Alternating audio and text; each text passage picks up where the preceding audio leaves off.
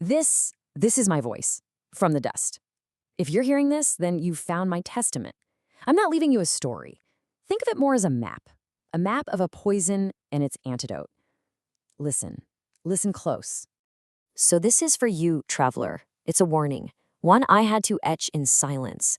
I've walked the same path you're on right now, and I've seen the gilded cage that they call salvation. Pay attention to my words, or you'll end up with scars just like mine. I still remember the place, the exact spot where it all happened, a courtyard in the Abbey.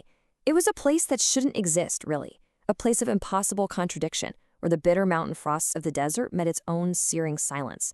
He just emerged from the shimmering heat, and his eyes, they were like voids just drinking the starlight right out of the sky. And what did I have to face him with? This pathetic little dagger of will? He saw it, and he smiled. Right there, from the cracked earth between the two of us, a spring just gushed up, and it wasn't there for comfort, it was life itself, raw, untamed, chaotic. He'd come to still its waters, you see, to impose a final, perfect silence. I, on the other hand, had come to defend its flow. And that's when he started talking. He made me an offer, a whole philosophy of release he called the logic of zero. And what was it really? It was the promise of nothingness, all dressed up to look like peace. The crimson gift, that's what he called his mercy. And it sounded so beautiful, I have to admit. The profound peace of non-being, an end to all the struggle, the pain, the memories, just a final, total absence of the self. He promised me deliverance from what he called the original catastrophe, which was, just the simple fact that I existed. He said he could silence that chemical scream of my ego, bring it back to a perfect zero-tension state. He actually claimed my individuality was a terminal sickness, and his gift was the cure, a final homecoming to the inorganic dark. He looked at me with those empty, empty eyes and said the end wasn't really an end at all. The terminal shudder is a midwife, he whispered, delivering the soul from the agonizing tension of existence. His words, they were like a cool poison, promising peace. But that poison, that promise of peace, I refused it, because underneath all that comfort was just a profound emptiness. So I chose another path, a much harder path. I chose the logic of one. You see, right here, this is where the two paths diverged. His logic of zero, well, that offered surrender, and it led to erasure, and a final, quiet peace. But my logic of one, that demanded affirmation.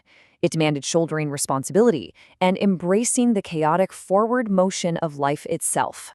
I chose the fire. I chose the sovereign triumph of saying yes to all of it, to live this life again, every single joy, every agony, every moment of just rotting into the void, to live it all again exactly as it was, without changing a single second. Now that is a violent, beautiful affirmation. The moment came when words just weren't enough anymore. A choice had to be made real. So I held it up, my hourglass. The demon, he saw it as a symbol of my doom, the running out of time.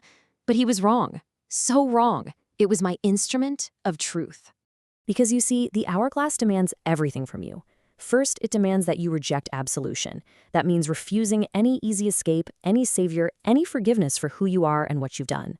Second, it demands radical responsibility. You have to own every single grain of sand in that glass, every choice, every consequence.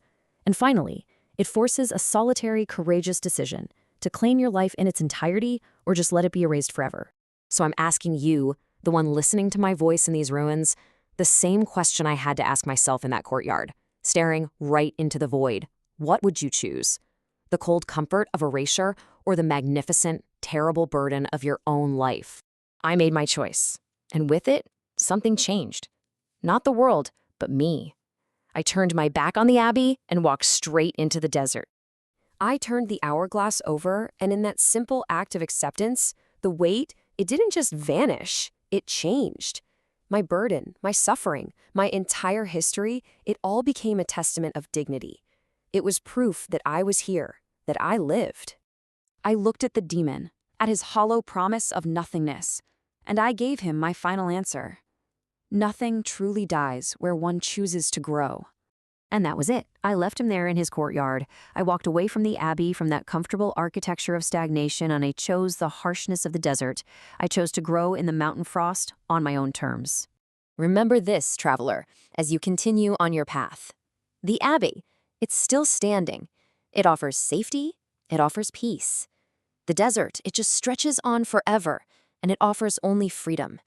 So you have to decide, which do you seek?